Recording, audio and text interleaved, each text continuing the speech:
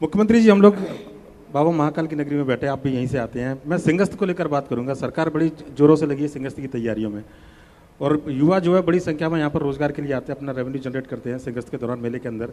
पर लेकिन कोई भी धार्मिक जब मेला होता है सिंहस्थ है जैसे, तो साधु संतों से हमेशा उसकी पहचान होती है। युवा आध्यात्मिक रूप से उससे जुड़े, ऐसा विचार क्या होना चाहिए कि युवा उससे जुड़ना चाहिए? देखिए, ये थोड़ा गंभीर प्रश्न है। गंभीर इसकी मैं आपको एक आध दो उदाहरण देके अपनी बात करना चाहूँगा। आपने स्वामी विवेकानंद का नाम सुना होगा।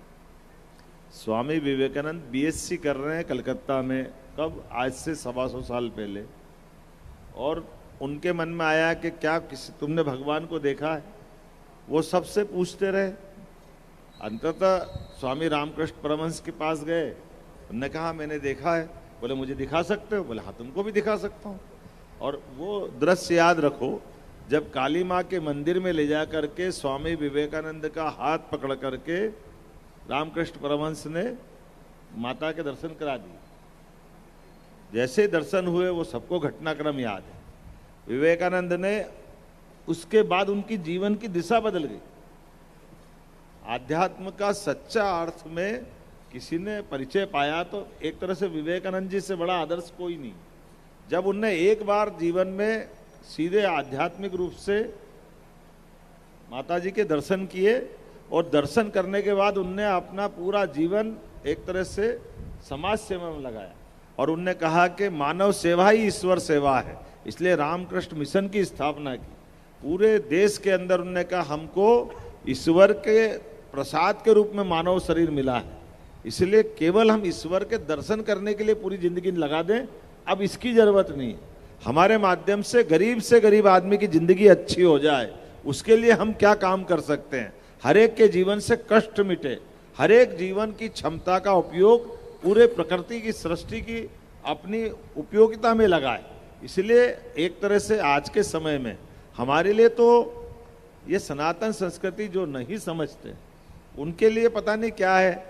आप अंदाज लगा लो, हमारे यहाँ तो 33 करोड़ देवी देवता भी इसलिए हो गए। कोई मूर्ति पूजा को माने तो ठीक, नहीं माने तो ठीक। कोई भैरू जी की माने तो तू भैरू जी पूजा कर ले, कोई कालका जी की पूजा कर तो कालका जी कर ले, कोई के नहीं मैं तो गोपाल कृष्ण को मानूं तो चलो गोपाल कृष्ण में आ जा, कोई के मैं बिल्कुल पहाड़ को पूज करके भगवान मानूंगा, पहाड़ को मान ले। कोई ने इस सबका भी मना करके कहा मैं तो जल समुद्र की पूजा करूंगा, तो पूजा अपने जल देवता की कर लो। कुल मिलाकर के पूजा के पीछे भाव व्यक्ति के मानसिक रूप से उसके मन में आदर्श के प्रति श्रद्धा देने का। इसलिए आध्यात्म का मैं आपको जानकारी के लिए बता दूं, ये जो हमारे अखाड़े आएंगे सिंहस्थ में, कभी कभी हम में से कई लोग इसको, आप उनसे ही उत्तर लेना, मैं थोड़ा मेरी मुश्किल ये भी रहती है कि कभी कभी मैं उत्तर देते देते भूल जाता हूँ कि मैं सरकारी पद पे हूँ, इसलिए कभी उसका अर्थ का अनर राजनेता लगा लेते। ये आपकी खासियत भी है, बिल्कुल जो खासियत भी है आपकी। आप बताइए, हमारे अखाड़े शंकराचार्य जी के समय 10 नामी अखाड़े खड़े हुए, बाद में वैष्णव अखाड़े खड़े हुए।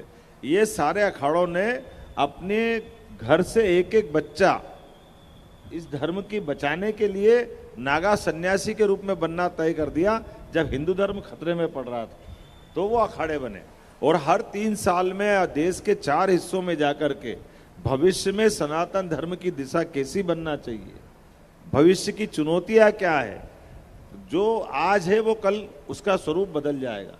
तो सत्य हमेशा हमारे लिए समसामयिक दृष्टि से भी लालायित करता है, जब हमको बुलाता है। तो ऐसे में हमारे जो आपने बताया आध्यात्मिक जितने महापुरुष है, वो अपना सब कुछ संसार में मान के चलो कि वो भी चाहते तो अपना घर बसा लेते, वो अपना कोई निजी व्यवसाय करते, लेकिन वो देश सेवा के लिए भगवान के नाम पर अपना शरीर एक तरह से दान करके इस समाज के भरोसे खड़े होते हैं कि समाज के अंदर सनातन धर्म की धारा को कभी झुकने नहीं देंगे, अपनी निगाह नीचे नहीं होने देंगे।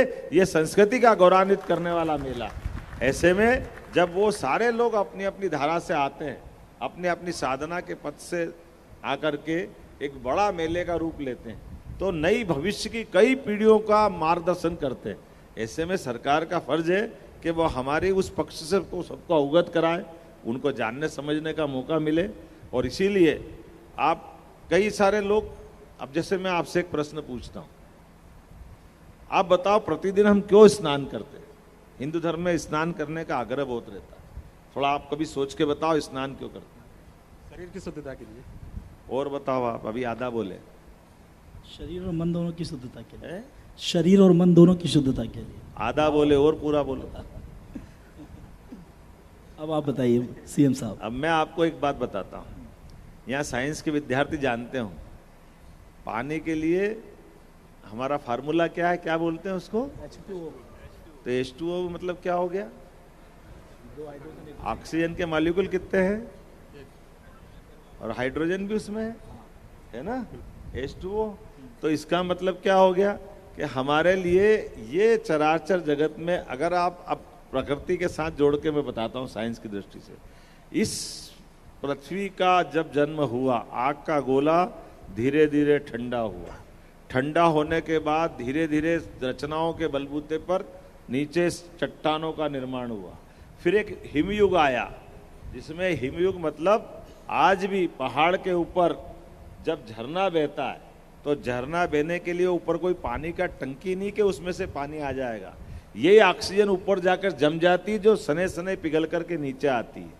तो उसके बाद कोशिकाओं का जन्म हुआ और कोशिकाओं से हम सब जीव बने, हम सबका जन्म अंततः पानी से हुआ है।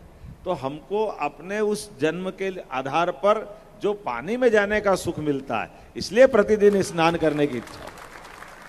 ये फायदा होता है एक पीएचडी किए हुए डॉक्टर का सीएम होने से प्रदेश में। मैं तो ये नहीं कहूँगा।